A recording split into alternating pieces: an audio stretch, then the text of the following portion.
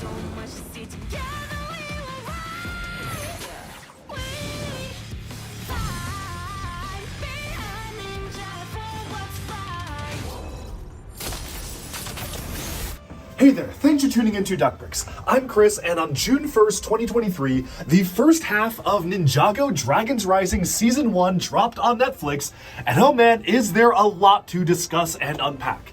So Ninjago Dragons Rising is a new era for the show of Ninjago, pivoting the focus away from the core 6 ninja while still honoring the legacy of what's come before, and really introducing a whole set of brand new characters and a new world of the merged realms of Ninjago. There's so much that I have to say about this show, and honestly, we're just gonna jump right into the review because I just have so many things I want to talk about. I'll give my pros, my cons, things I liked and didn't like, and of course, in the description below, there's a breakdown of all the different points that I talk about, including a step-by-step playthrough of all of the episodes and my individual thoughts on all 10 episodes for the first half of the season. But so, without further ado, I think it's time we jump into my review of Ninjago Dragons Rising Season 1, Part 1. Okay, so there is a lot to talk about here. Obviously, the season just released, and this is really only the first half of the season. I'm assuming the second half is coming probably sometime around August, but there is so much to unpack from just the first 10 episodes of Ninjago Dragons Rising.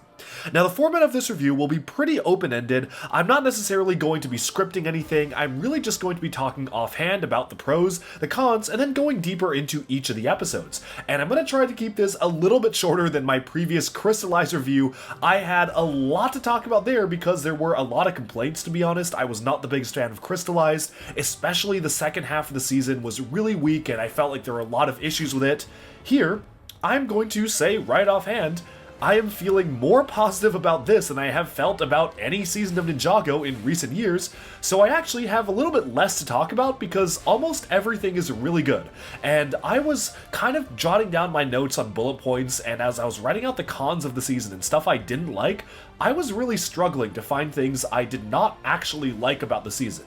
Sure, there are things that I could nitpick, or there are a couple things where I'm like, okay, maybe this could be a little bit better if they did this or this.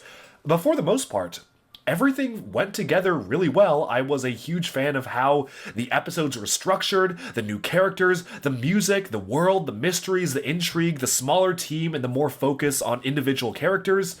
This was a really great showing, and if the rest of Ninjago Dragons Rising is anything like this, we are in for a treat, because this is some of the best Ninjago storytelling that I have ever witnessed. Now, before we really get into things, I usually give my rankings of seasons at the end of each of my season reviews. However, I'm going to hold off because this is just the first half of the season. I feel like this is really going to rely on the second half to really be able to have us figure out how we would rank the season overall compared to other Ninjago seasons. It's pretty rare for Ninjago to actually release a season in 2 parts. Obviously, back in 2018, we had Sons of Garmadon and Hunted, which, despite telling 2 parts of one story, were 2 separate seasons with a beginning, middle, and end to each of the seasons. This is literally half of a season, so it's a little bit harder to rank this, which is why I'm just going to be talking about what I liked, what I didn't like, so what are my thoughts on the new characters, and then saving the rankings and overall thoughts on the story arcs once the season actually concludes. Of course, after sharing my thoughts on the pros and cons, we'll be going in-depth into each and every single one of the episodes. I'll talk about what I liked, what I didn't like for each of the 10 episodes that have released so far, and definitely stay tuned to the timestamps. They are all written in the description below, where you can jump to specific points if you want to just hear about one particular thing. So starting off with the pros. I'm going to say, obviously, I think the thing that everybody is very happy about is that 22-minute episodes are back. Ninjago obviously used to run on 22-minute episodes all the way up until the newer era of Ninjago with Season 11, Secrets of the Forbidden Spinjitzu, which cut the runtime in half to 11 minutes. That allowed for a lot of really great experimental storytelling, which was allowing episodes to be a one-off fun focus on one thing, or allowing certain episodes to be entirely depicted in a different art style. But ultimately, I definitely feel that the pacing of the 11-minute episodes really hurt Ninjago, especially when it was trying to tell more serious and more longer form stories. Some of the best pieces of storytelling that came out of the 11-minute episode era happened when episodes were just parts of a whole. For instance, the finale of Ninjago Seabound was literally 4 11-minute episodes. It was part 1, part 2, part 3, and part 4, and that finale to the amazing Seabound season was widely considered to be the peak of Ninjago's era for 11-minute episodes because they literally basically just took 2 22-minute episodes, or maybe even a 45-minute episode, and broke it up into 4 different chunks, where it really just told one continuous story, allowing the pacing to be really consistent. And even then, the pacing was still a little bit off in the final episode. Here, though, stories get room to breathe. You have chances for people to actually get a chance to get to know the characters, for you to experience world building, for there to be slower moments in episodes. Obviously, each episode has to have some sort of a conflict and resolution. There's always got to be some sort of an action scene, some sort of character development, but because that's spread out amongst 22 minutes instead of 11 minutes, you really get a chance to feel like the characters are really alive, and you get to know the characters a lot better than even when you're introduced to new characters in the 11-minute episode era. You would just see them, they would pop in, pop out, and that was pretty much it. So, I think that the 22-minute episode return is probably the best thing that's happened to the show. I have not seen anybody complain online and wish they went back to 11-minute episodes. I think it was a cool experiment, but it's very clear that Ninjago has evolved past that in terms of storytelling, in terms of being able to tell complex stories with characters and world building and character development. 22 minutes is pretty much the perfect length. Most cartoon or animated series do have 22-minute episodes, so I'm really glad Ninjago has finally returned to that. So moving on from that, there are some different bits and pieces that are usually very strong for every Ninjago season. The soundtrack was incredible. One thing I will have to say about the soundtrack is that the soundtrack here was, in my opinion, some of the best that we've gotten from Ninjago ever. Not only did we get new takes on the traditional Ninjago themes, the new characters Eren and Sora each get their own unique and identifiable theme that plays whenever they're doing something cool, and absolutely makes them feel like their own unique characters while still tying back to the traditional sound and feel of the Ninjago overture. We also get reprises of older themes. Obviously, dragons are a huge focus, so we get a lot of soundtracks being used throughout the season, from Season 9 Hunted, which was, again, another focus on the dragons, but this time, they actually have gone one step further, and they've introduced different takes on the dragon theme, which originated back in the pilots, was evolved in Season 9, and is continuing to be evolved now in Dragons Rising. You have that consistency from season to season. Of course, the new themes are great. The theme for Imperium is used a ton, but it is very menacing. It's really cool. Another great Ninjago villain theme, where sometimes the villain themes are hit or miss. Sometimes they can be really great, like the Hands of Time theme, or even the Wojira theme, very memorable notes. And other times they could be something like the Ninjroids from Season 3, or something like that's a little bit less memorable in terms of what the villains actually sound like. But here, they have a very recognizable theme, and one thing that I really appreciated is even smaller details for the soundtrack. There is a commercial about dragon power being used to power the city, streets, and whatnot of Imperium, and you can use a somewhat more sinister version of the dragon theme being played as a triumphant fanfare, but the notes have been slightly altered, like there's something deeper behind this idea of dragon energy. Little things like that just really propel the soundtrack of the season forwards and make it feel so much more fleshed out in terms of being a full-on series, which is something that is truly fantastic. Obviously, the soundtrack is the best part of any Ninjago season, even the worst season, Season 7, Hands of Time. My least favorite Ninjago season, widely considered to be the worst, had one of the best soundtracks. It is what it is, they are always amazing, and I'm so glad the soundtrack is the same amongst all of these seasons and continues to be as consistently good. But with soundtrack out of the way, there's a couple other points I want to get out of the way as well before we jump into the real meat of the new characters and the smaller team. So I want to talk a little bit about the animation. So for Dragons Rising, Wildbrain, which has been the studio which has been animating Ninjago since Season 11, decided to use a brand new rendering engine, the Unreal Engine, which is typically used for video games, but they've introduced a new animation engine for this particular series of Dragons Rising. It's still combining, obviously, some of what we've seen before, but everything is basically brand new. And that, much like every other animation change in Ninjago, has come with some pros and some cons, and we'll talk about the cons later. But in terms of pros, I definitely feel that in terms of visual consistency and in terms of the environments and the types of things that you see on screen, this is some of the best Ninjago has looked pretty much ever. Taking a look at the evolution of Ninjago animation, we started off with very clunky fight choreography, not a ton of movement, and very basic environments being used for the first season of Ninjago, and basically continued all the way throughout. Season 7 had a lot of issues with an outside vendor that they hired to do the animation, and had some of the worst animation, and because of that, they switched vendors and hired a different studio, Zentric Studios, to kind of be a secondary animation supervisor in terms of being able to introduce new environments and backgrounds for seasons 8 to 10.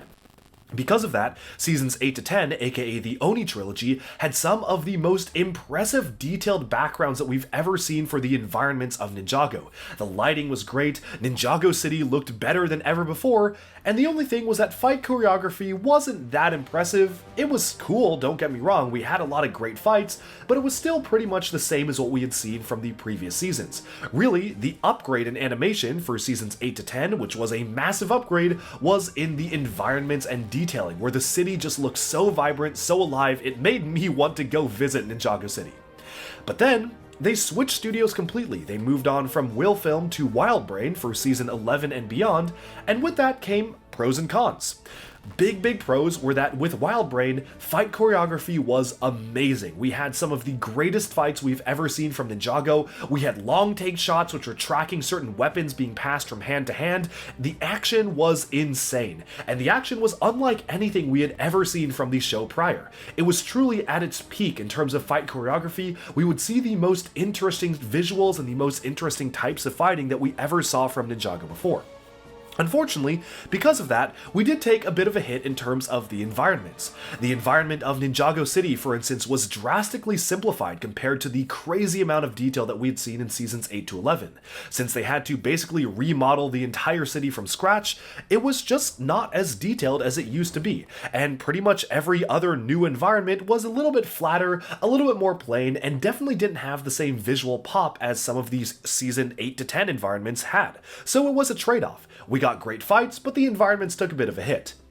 Here, it's kind of interesting, because for the most part, the environments are really fleshed out and really detailed. We have a lot of unique visual flair to it, and a lot of the times when you look at the environments that you can actually see in this particular Dragon's Rising season for the new engine for the Unreal Engine, it's really great to be able to actually take a look at certain frames which almost feel like paintings or like art pieces. There is a shot of Ninjago City's skyline, which is absolutely phenomenal. It doesn't even look like it's a screenshot of Ninjago. I would have imagined it was concept art. We also get some great city views of Imperium, as well as Cloud Kingdom and even the Realm of Madness. There's a lot of great environment work being done here. And fight choreography is also pretty good, but it definitely feels like it's taken a bit of a hit in terms of there used to be really amazing fights for season 11 and beyond, and here they just feel kind of okay. But maybe they're saving it for the future half of the season, because again, if you look at previous seasons of Ninjago, we usually got the best fights in the second to last episode or the last episode, so they could just be saving it for that. Now, in terms of the elements and the powers, it's interesting. I definitely feel that with the animation, there are certain things that definitely come across better than others. Lloyd's powers have maybe become a little bit less interesting than they used to look in the season 11 and beyond era, where he had energy crackling around his hands, you could see individual particles. Here they feel more like laser beams, and they're a little bit less interesting to just see on screen. But in contrast, Sora'S tech powers look incredible. Watching her hands glow as technological pieces swirl all around her is such a treat to see. And it definitely feels that for certain powers, things look really good, while for other powers, things look a little bit less interesting. I think the standout here for me in terms of fighting animation and powers is Wildfire, where Wildfire's heat or flame power, we don't really even know what the source of that is, just looks so incredibly good. There's blue speckles in the fire itself, making it implied that it's even hotter than Kai's fire. It feels like a huge burst of raw energy coming out every time she uses her powers, and you can also see her charge up and charge down right before a fight, where you can see flames crackling from her hands. They first glow orange, then they glow blue, and then the fire bursts out, and it just looks so cool. Every time Wildfire uses her powers, it is a treat to see on screen. In contrast, there are some powers like electricity shooting out of the lightning dragons, or even Zane's ice power, which doesn't quite look as cool as it used to back in the season 11 to season 15 era, but there definitely are trade-offs with the new type of rendering engine. And lastly, the characters themselves have gotten even more detailed than they were in the Season 11 world. You can see individual grains of the fabric, you can see different types of capes rippling on each of the characters, the detail in their hair and even their faces is so impressive and so good. I have pretty much nothing bad to say about the character models themselves, except for a couple of weird standouts, which either don't feel like they fit the world of Ninjago, like Mr. Grabbarg here, or if they just feel like a very poorly rendered or unfinished render from a video game, like the vision that Lloyd sees of Master Wu. I do not know what was going on with that. It kind of took me out of the episode because it just looked so bad. Otherwise though, everything has been really solid in terms of animation, and because the environments are great, the fights are okay. I've seen better, but they're not bad, and the texturing and detail is really good. I think, on the whole, this is probably the best Ninjago has ever looked, and since this is the first season using Unreal, it means that it can only get better from here. So I am more than happy to have a few growing pains here. Yeah, there's some items that clip into each other, like Lloyd's hands sometimes clip into each other and whatnot, but if this is the extent of the issues, I'm so excited to see where we go from here. Now, there are a couple of huge things I want to talk about for the pros. The new characters, a focus on a smaller team, the new world and environment, and mysteries and intrigue. And I feel like all these points can kind of be grouped together. Obviously, the main point of Dragon's Rising is that all of the mystical realms of Ninjago, aka the 17 including Ninjago, interconnected realms are merging together into one world. This was such a smart choice, and really does make the world feel so much more vast and expansive. It got a little bit tiring in seasons always seeing Ninjago City over and over again getting attacked, under fire, nothing really else to see in Ninjago, and maybe on occasion you would encounter some sort of a tucked away island, or something underground, or something up in the mountains, but for the most part Ninjago felt pretty explored. We obviously had a full map of Ninjago, and we felt that we had really exhausted the location. Sure, there were some locations that were underused, like the Dark Island was rarely ever used in the series, but for the most part, the Ninjago setting felt a little bit stale unless they went to a different realm. Well, they have solved that by just combining all of the realms together, which is such a smart move. I am so happy with the way that they were able to fully expand the world, and what's really cool is that a lot of the times when characters are talking, they imply that they've had their own adventures through different realms, which we just haven't seen yet that happened off screen. When they reunite with Nia in the Realm of Madness, she is explicitly asked if she arrived in the Realm of Madness, and she said no. She woke up in some strange place. She doesn't really want to talk about it, but she had to journey through a lot of strange lands to even get to the Realm of Madness, which was a somewhat familiar location that they knew about. That is something that has so much storytelling potential, because who knows what all of the other realms have to offer. Sure, we know what most of the realms are, but there are still a lot of realms that we've never seen before. There are a lot of mystery ones out there, and I can't wait to see how Ninjago will use this moving forwards in future stories of the show and future seasons to really bring in new types of characters. The world feels like it has exponentially increased. The crossroads, where all the different people from all the different realms are converging to form their own society, feels so vibrant and so unique, and there are so many different character designs that have been incorporated into the show itself that make it feel like there is just a much bigger world out there to explore. Kai mentions waking up on a strange island and having to fight his way through mysterious kingdoms to get home. We don't know what that's about, but that sounds really cool. We could see that in 2 to 3 years. The world is just so much bigger because of it, and because of this, the world building has become so much more interesting. Seeing scenes in Ninjago City were fun, but you know what's more fun? It's never knowing what kinds of wacky and strange new characters are going to be appearing right around the corner because all the realms have merged. Now, with a new world has come a ton of mysteries and intrigue. After seeing the first half of the season, I have more questions than answers, and that is such a good thing. I am so happy that there is so much mystery to the way the world works. It keeps me wanting to watch more. There's a lot of hype for the second half of the season because I want to get my questions answered. I could literally start listing off questions, and I am so curious to see where each of these plot threads are going. The thing that was most exciting to me is that as part of the LEGO Ambassador Network, I had the chance to actually interview some of the writers for the show, and they mentioned that this is a multi-year story. It's actually a 3 to 4 years planned story, maybe even up to 6 years that they have planned in terms of Dragons Rising as a full-on story. And that's really exciting, because that means that we're not going to get the answers to everything in just this season, and Ninjago is going to get a lot more serialized. Now, overall, of course, there are a lot of great mysteries, great questions, and really honestly, I could just list them off. Who cursed the worms in Cloud Kingdom? What's the deal with that? What's the deal with the temple that has connected all the monasteries in different realms in some sort of a strange portal? Why was Zane in the hidden temple, and why does he not remember the events of the past few years? What happened to him? He was in a new outfit, so clearly stuff happened to him, but why does he not remember that?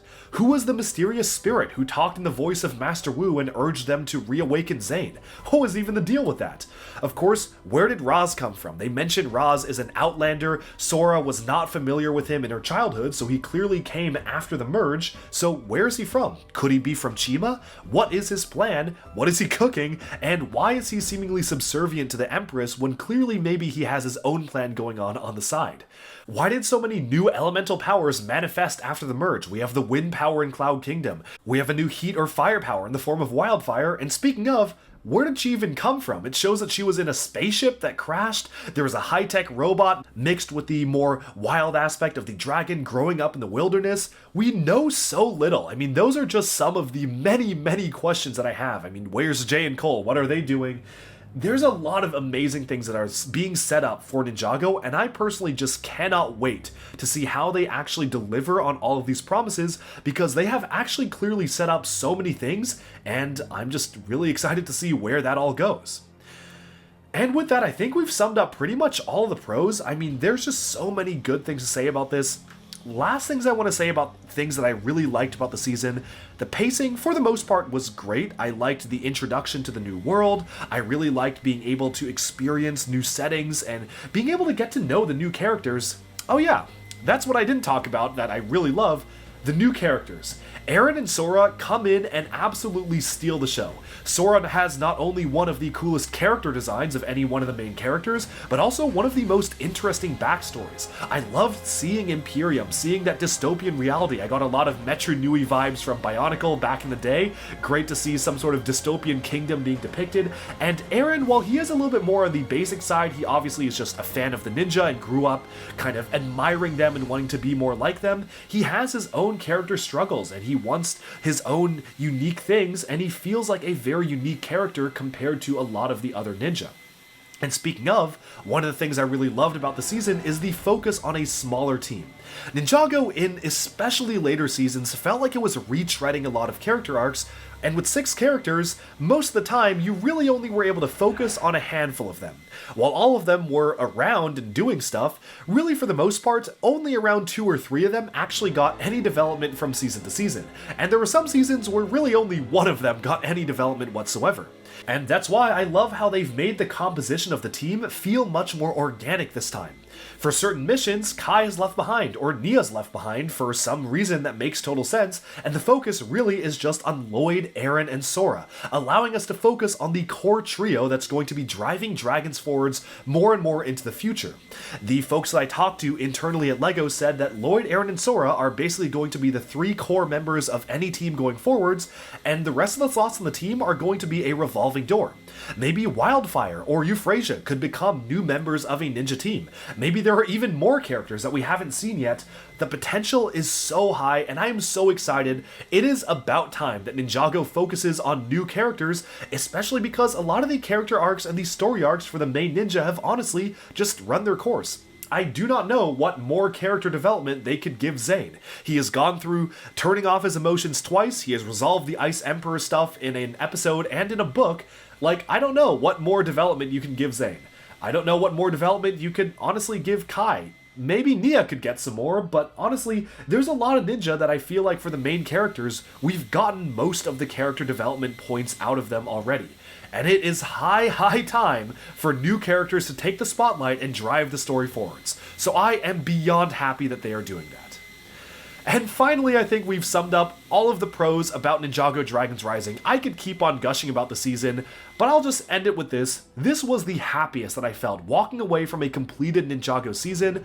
I watched it literally twice. I watched it the moment they came out. I literally stayed up the night of June 1st and just binged it all at once. And then a couple days later, I watched it with my friends and really got a different perspective, being able to see the episodes through someone else's eyes before doing this review.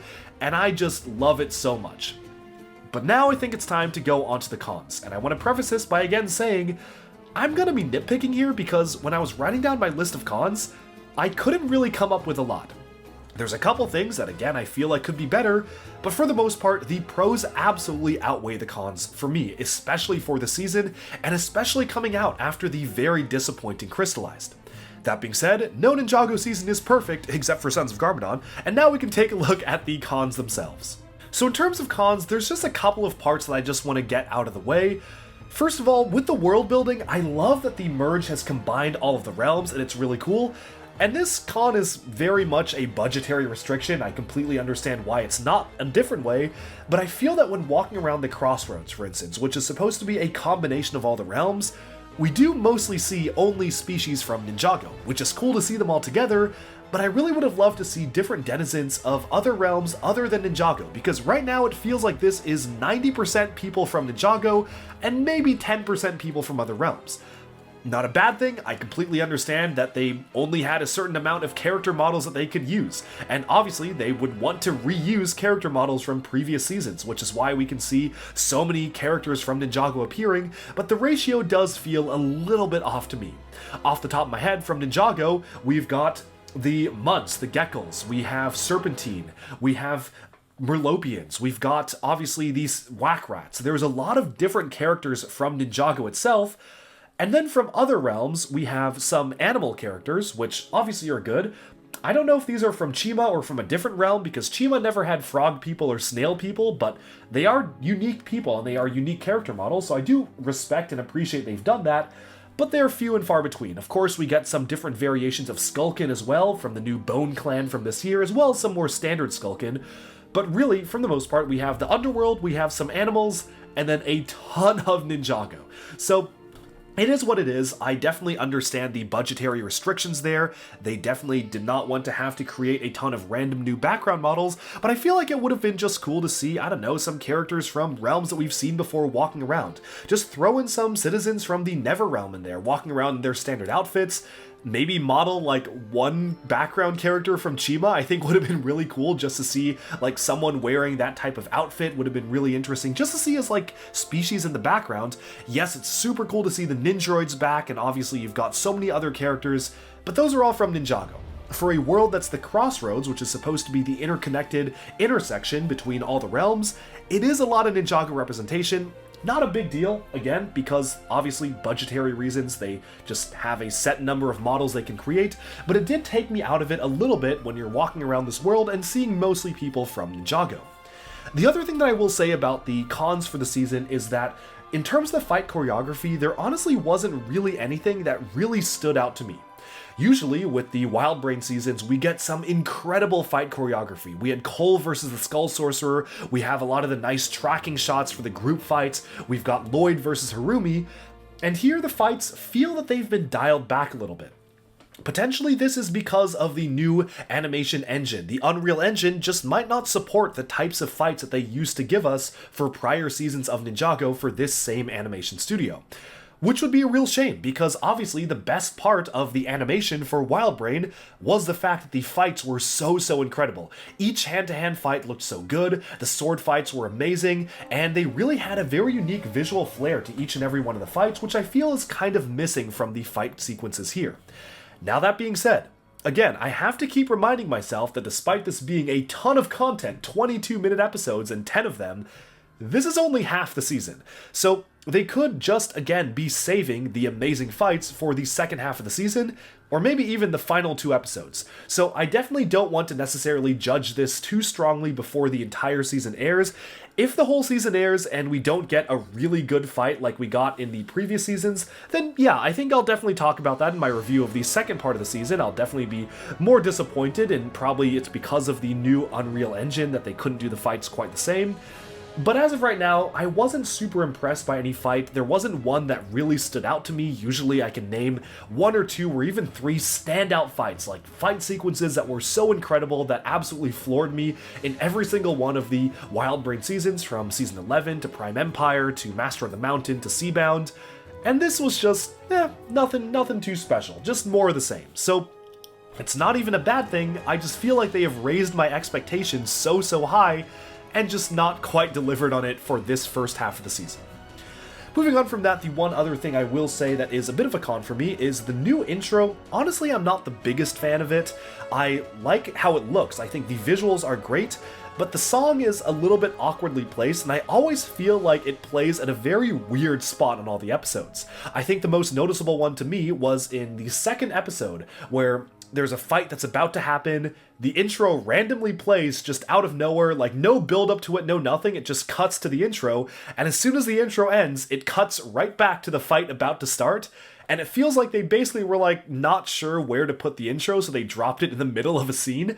And a lot of the episodes, it really does feel like that. Now, there are some episodes where this is done better than others. In the Heatwave Origin I Am the Danger episode, we see pretty much her entire backstory, and then we see the intro, and then the rest of the episode continues. So that one made a lot of sense. But for a lot of the other episodes, it feels like they are very awkwardly placed. It just kind of cuts to the intro, no build up, and then cuts out. Even if it like faded to the intro or maybe had a music build up behind it. In a lot of TV shows, the one I'm thinking of recently is because it just ended is Succession, where Succession's intro is they have a little bit of music playing in the scene that's going on right before the intro starts. Very different show from Ninjago, but that's just what I had in mind. I would have loved to see maybe just some of the instrumentals of the song playing first, where you can kind of hear it building up towards the intro, and then fade, big white, like flash a white screen, then fade to the intro, and then fade to black, and then continue the episode, whereas now it literally just feels like it cuts to it and it's very awkwardly placed. Again, not a big deal, like it's not a game breaker, like it's not like I don't like the story or something, no, it's just like the intro's kind of awkwardly placed, and I can live with that, but it is just something I want to mention. After listening to the full song as well, I also think I liked the renditions of the Weekend Whip a little bit more. I definitely feel that the new song is good, but it's missing a little bit more variety in the instrumentals, and I feel like it just could be more interesting in the way the song structure is played out. When I first heard it, I was really excited for a new direction for Ninjago music, because it kind of reminded me from the snippet that I heard of Cryoshell, which was the Bionicle band, but this honestly doesn't really hold a candle to Cryoshell, to be completely honest. It just kind of feels like a generic action-y song that hopefully they'll change for future seasons. It's not the worst, it's just kind of mid. Lastly, there's just a couple of other points for the cons. Again, if I'm naming these as cons, you know the season was good because these are all kind of nitpicks. Some of the parts of the later half of the season did drag to me. There is a whole bit about Eren training the Team Protection Force from Imperium and then realizing they were actually trying to be Claws of Imperium, which were the main villainous force. I liked that gave us world building for Imperium, but I also felt like that dragged on for too long. Multiple episodes, there were sequences of dragons escaping from the palace, only to be rerouted back to the palace, and then going to the entrance and the exit again, and it felt like a lot of scenes and episodes were just taken up by just pure fighting of the dragons versus the Photax, which was cool for the first, 2 to 3 minutes, but after they kept on doing it over and over again from the same fight, stretching it out over the course of 3 to 4 episodes, it definitely felt a little bit overplayed to me. Lastly, there's just a couple of questions that I have in terms of some of the other realms and the whereabouts of certain characters. If they say all of the realms have combined, what happened to the Departed realm? It seems like they're going to answer this because this was asked to the writers on Twitter and they just said, yeah, we have an answer, but we're not telling you yet, just keep watching, so they're definitely going to address it. But it feels strange that nobody's brought up the fact that the Departed Realm is something everyone knows about, that's where you go when you die, and if all the realms are together, then are all the dead people back? The answer is definitely no, I'm sure they have an explanation for it, but it's kind of strange that no one's brought it up, and it's also strange that Lloyd hasn't brought up the whereabouts of his parents, no Misako, no Garmadon mention. Doesn't even look like they're looking for Master Wu. They treat him like he's dead, which is kind of weird. They kind of talk about him in the past tense, but he's just missing. I don't think he's dead. He's just missing. Obviously, he's in one of the Dragon's Rising sets, so I'm guessing he's not dead. I don't know. He could have just been thrown into the set as a red herring, but I really don't know.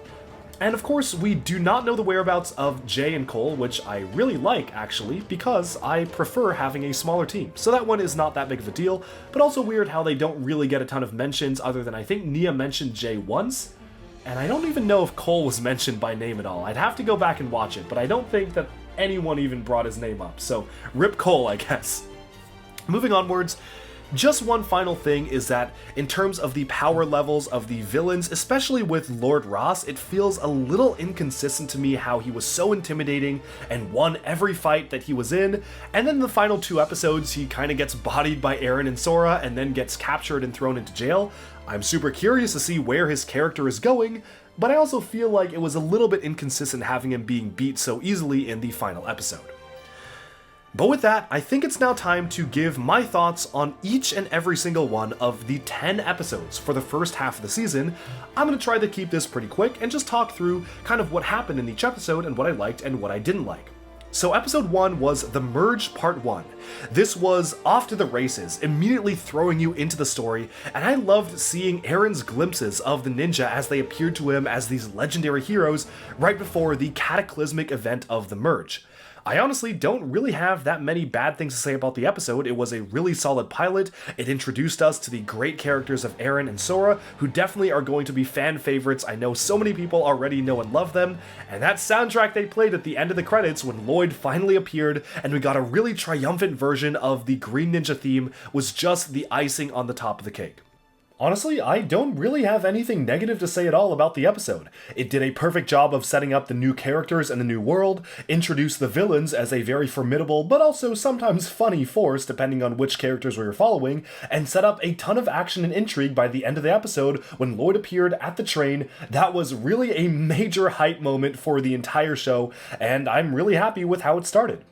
The second part, episode 2, was simply titled The Merge Part 2, and this was also equally as good. The only awkward thing about it was that the intro was placed very strangely halfway through the fight, but otherwise it was a really solid episode that gave us a look at the ninja's point of view of the Merge, how Lloyd and Kai started to realize the new world they were in, and also started to get a look at some of the interactions between Lloyd, Eren, and Sora.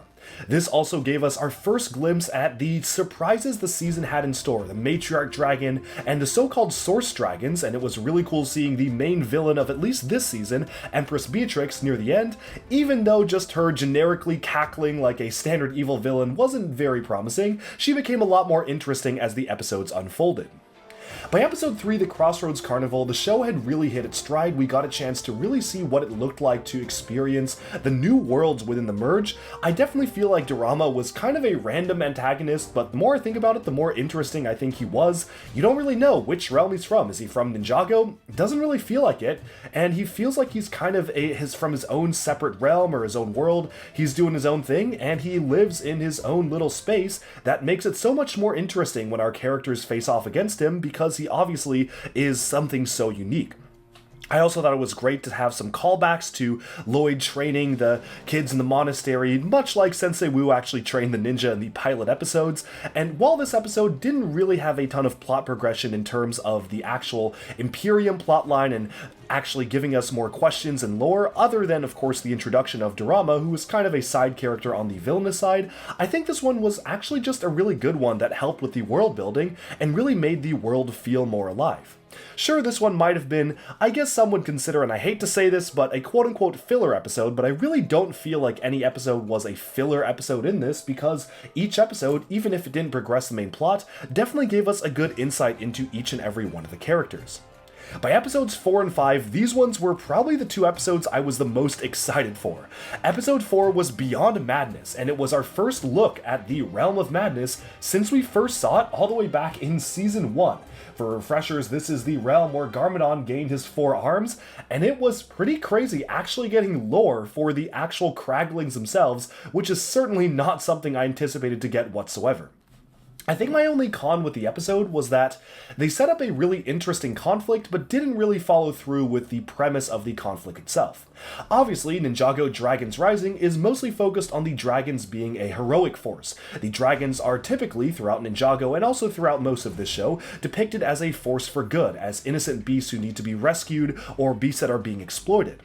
This, however, set up a really interesting conflict, where initially Lloyd, Aaron, and Sora assumed the Kraglings were the bad guys attacking the dragons, fought back against them, only to find that Kai and Nia had actually sided with the Kraglings themselves because the dragons were drinking from their burial grounds, gaining more energy and power in return, but also draining the life force of the Kraglings. That was a really cool concept because the dragons were not necessarily doing anything wrong. The merge put the Earth Dragon's realm right next to the Realm of Madness, and they were hungry and looking for food. They were basically just wild creatures, and they were just searching for their next meal, but in doing so, they were actually killing the Kraglings. I thought that was a really interesting conflict for them to be able to delve into, realizing that not all dragons are good, but they're not necessarily bad either. They're just wild creatures trying to survive, and was a good episode to talk about, well, the madness that results when 17 realms interconnect with each other. But the issue is, by the end of the episode, none of this really got any sort of resolution. The dragons are kind of have their power overloaded by the baby dragon Ryu, and then they just kind of fly off. But there's nothing that lets me believe that they won't just come back in a couple days once they get hungrier. It was very strange to me how the conflict of the entire episode was summed up by just Ryu absorbing and overloading them with power, and then the dragons flying off. I didn't really feel like there was a natural resolution to that conflict. I feel like there were more interesting places they could have gone with two sides that aren't necessarily good or bad. They're both just trying to survive in this brave new world. But they didn't really follow up on that, and halfway through the episode, they just kind of decide the Kraglings are the good ones, and just force the dragons out, which was very strange, because the dragons are typically supposed to be the good heroes, which I thought was a cool subversion of that the dragons were the antagonistic force, but they never actually followed up on the ramifications of what they were doing. So, this one, despite being a really nice return to the Realm of Madness, it was awesome getting lore for the Kraglings and seeing those creatures again, was, I think, plot-wise one of the weaker ones for me. But then we move on to Episode 5, Riders of Destiny, and this was probably one of my favorite episodes in the entire season. So, for Riders of Destiny, we return to the Cloud Kingdom, which is a location we have not seen since Season 5 possession of the show, which caused a lot of controversy in the community. You see, the Cloud Kingdom, or the entire concept of this kingdom, was that the Riders of Destiny within the Cloud Kingdom shaped the stories of every single person across every realm. They were essentially like the writers of the TV show. They decide the plot lines, they decide who lives, who dies, and what happens, and that raised a lot of questions, because the thing is, they were generally depicted to be mostly on the good side, besides one ruler who was kind of allied with Morrow, but for the most part, the Cloud Kingdom Riders were generally good. So then you have to wonder why they actually write so many bad things to happen, so many villainous forces coming in, and there was some mention in Season 5 about them losing some control over being able to write Destiny or things happening outside of what they've written. But it was more implied that that was a more recent thing, and they always previously were able to control Destiny, which means that they're responsible for pretty much every bad or good thing that happens throughout every single realm. Thankfully, for this episode, they kind of did away with all of that.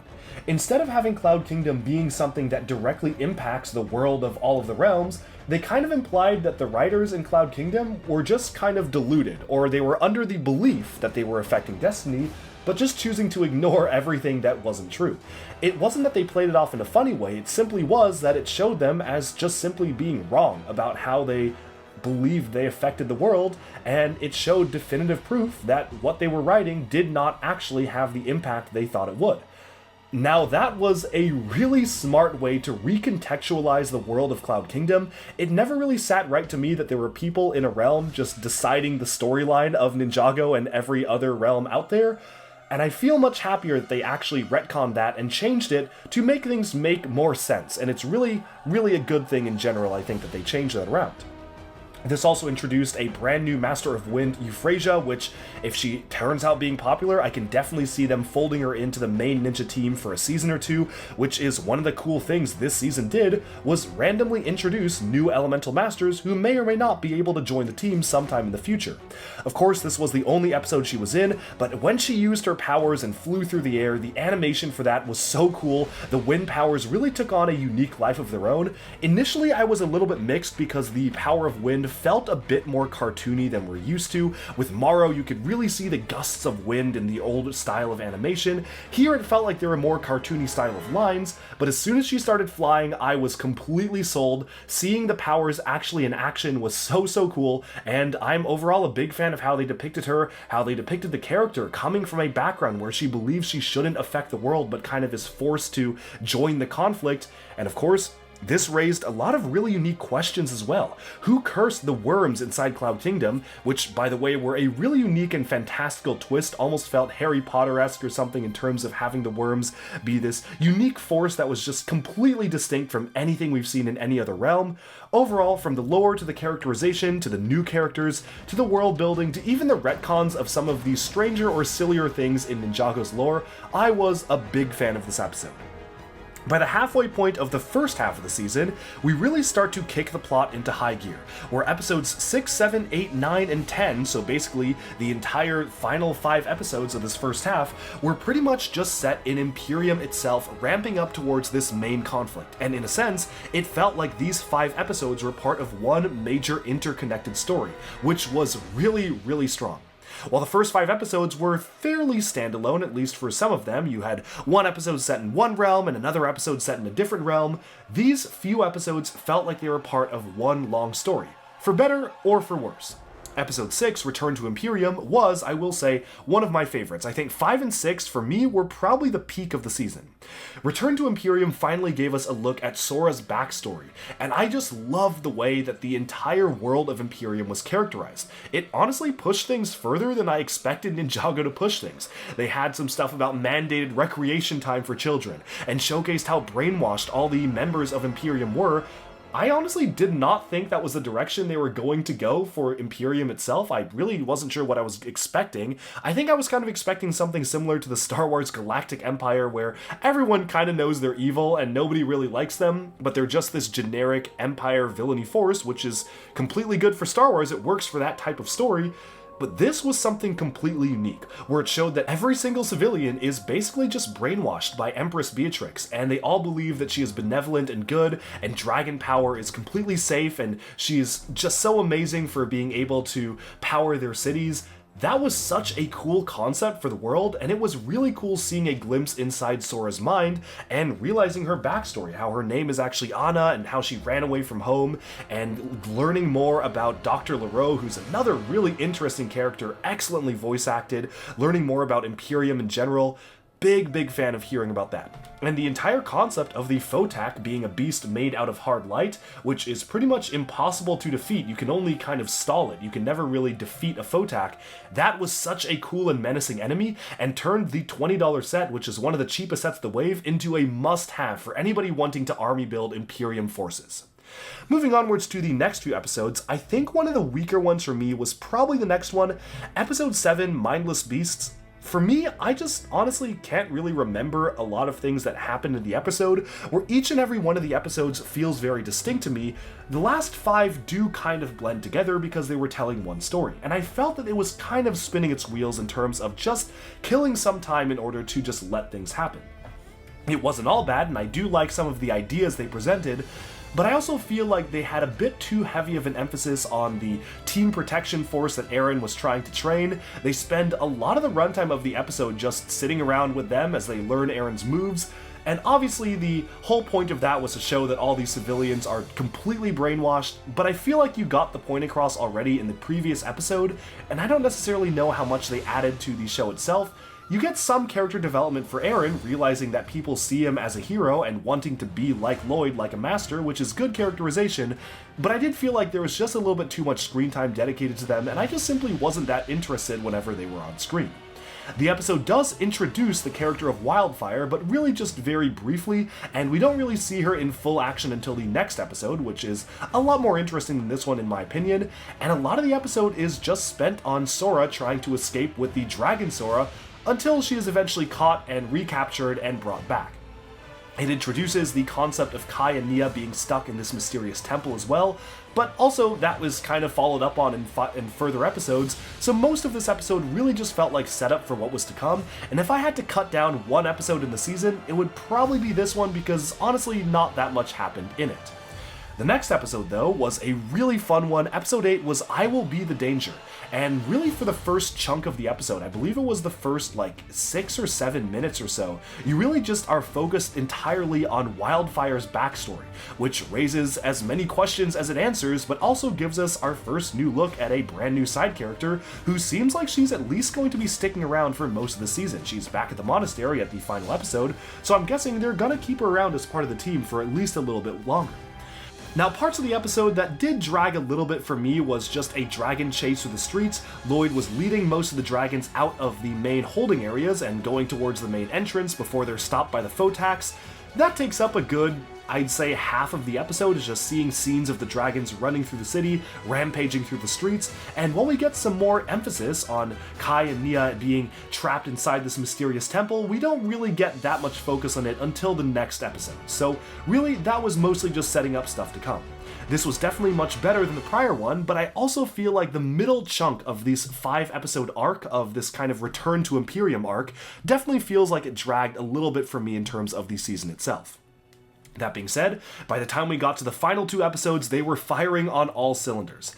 Episode 9 starts with a bit of a controversial flashback showcasing young Lloyd training under Wu, which was a really cute and clever scene. I really liked what the storytelling purpose of it was, but it felt a little bit weird because they used the model for young Lloyd from Ninjago City Gardens, which obviously was kind of a legacy version of young Lloyd. He had green eyes, and they didn't bring back the voice actress for child Lloyd. They instead just had Sam Vincent make him sound like a kid, which wasn't super convincing. It really was quite off-putting to hear not Jillian Michaels' voice come out of young Lloyd, and while the animation was interesting, it felt a little bit too much like a video game cutscene to me. I think the way that the rain reflected off of the characters, they tried to make them look shinier, but just Unreal Engine, it's good for some things, it's not good for other things, and for this, it just really felt obviously like a video game cutscene and not like I was watching a show, which was probably my biggest problem with it.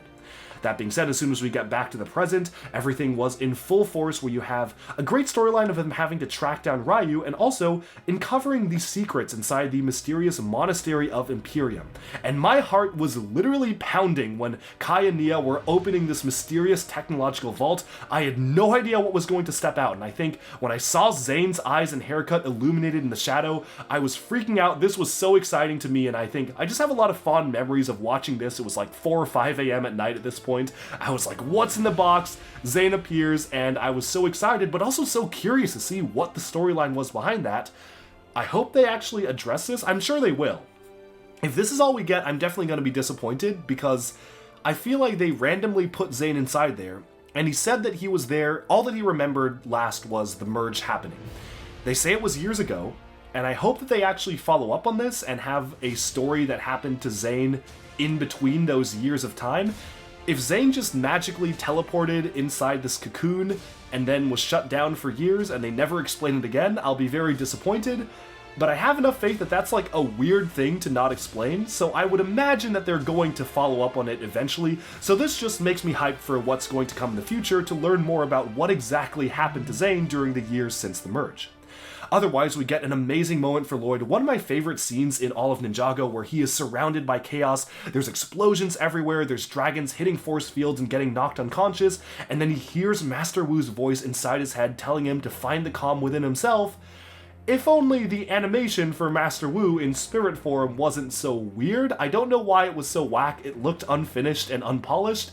Honestly, that was my biggest flaw with the animation throughout the entire season, was that particular scene just looked really weird. Regardless, it was still very cool to see the conflict breaking out amongst the city of Imperium, each of the different groups focusing on their own tasks, Kai and Nia reawakening Zane, Lloyd and Wildfire battling in the streets, and then obviously Eren and Sora rescuing Ryu. Everything was building up to a major conclusion in the form of episode 10, which was the Battle of the Second Monastery. So here Zane is back in the picture, doesn't do much, he kind of is just there to be an action figure and look cool, but you know, he's there, and for the most part we get a lot of really interesting lore. Only downside to this episode is that Lord Raz is defeated really easily by Eren and Sora. I mean, he puts up a fight, but not that much of a fight, and it feels like he spends a lot of the time standing around and talking. However, by the exact halfway point of the episode, when Lloyd and Zane uncover the Source Dragon, which is being kept underneath Imperium, this is when the episode really just fired on all cylinders and was really exciting.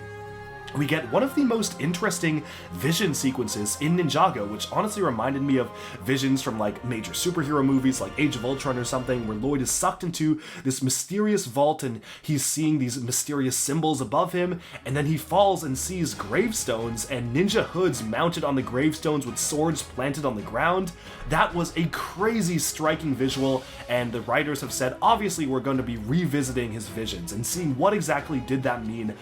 I am so excited to see what that means. It was such a cool visual. It was honestly really dark for Ninjago to go there, to where you see his stunned reaction to the graves of all these different colored ninja suits just mounted on the gravestones. Just so cool. So I'm so excited to see what exactly comes of this. And then of course you get a massive power-up moment for Lloyd, a really satisfying conclusion that still leaves so many doors open, obviously sets up so many things to happen for the second half of the season, and then ends in a really surprising way, which showcases Empress Beatrix casting away Lord Ross for failing, which was a really interesting thing, and now I am sure that at least in the second half of the season, maybe even at some point in the future, might not even be until season 2, we have got to get a backstory episode dedicated to Lord Ross. I don't know if he needs a redemption, but just a backstory. Like, I want to know, what is his deal, where is he from, what is his plan, and how is he going to now turn against the Empress? Because I'm sure that his imprisonment is not going to last long. So that was a crazy cliffhanger to leave us on. I was a big fan of this entire episode and how it ended, and overall, very, very, very positive on the entire season of Dragons Rising.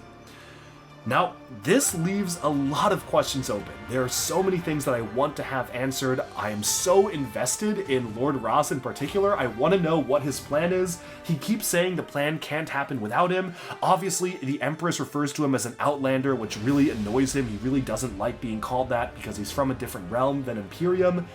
It's just so interesting how many things are set up with the season. And for the first time in a while, I mean, I always love Ninjago. You know, Ninjago has been my bread and butter for a while. I love the show. It's always consistently great. But for the first time in a while, I am walking away from a Ninjago release or a Ninjago season with dozens of questions in my mind, all of which are dying to be answered and all of which feel incredibly compelling to me. This has set up a lot, and the writers now need to deliver to make this season great. If the second half of this season is as good as this first half was and actually feels like a satisfying conclusion, or at least conclusion to the first half of the story, this may go down in history as one of the best Ninjago seasons ever. I need to watch Sons of Garmadon again, I need to watch Hunted again, and I need to watch this in its entirety to really be able to rank this, but wow, I'm blown away. What a strong showing for Ninjago. And I think this is a great time to end the video. I just cannot wait to see where this is going. And there are thousands of other things that I want to talk about. Like, there's so many things that have just popping into my head right now. Things that happened throughout the season that I love, things that I want to know more about. But it's already been an hour, almost an hour at this point. I think we should save those for future videos summarizing the second half of the season. And thank you all so much for watching. I hope you enjoyed this review, and I'm really curious to hear what folks think in the comments. What points of mine do you agree on? Do you disagree? And what do you think of Dragons Rising? Because this was a really, really exciting start to a bold new era for one of our favorite LEGO shows. Alright, and with that, we have summed up our look at Ninjago Dragons Rising Season 1 Part 1. Yes, I have a lot more to say, but really I just wanted to make this video as short as possible. It's still probably going to be over an hour, but I just have so many thoughts on the entire season as a whole. Of course, I'll be doing another Part 2 of this review when Part 2 eventually releases. I think the current rumor is August, but LEGO hasn't really said anything in particular around the release date of the second part. But so far, this was a really strong start to Ninjago, definitely a lot better than their latest attempt with Crystallized, and makes me so excited for what is to come in the future. Of course, let me know down in the comments below, what did you think of the season? How would you rank the episodes? What did you like? What did you dislike? Who's your favorite new character? And there's so many things to discuss, so I'm so curious to hear everybody's thoughts in the comments as well. With that, we've summed up this video. Thank you all so much for tuning into Duck Breaks. Be sure to like and subscribe for even more LEGO news, reviews, discussion, and analyses coming your way very soon, and bye for now.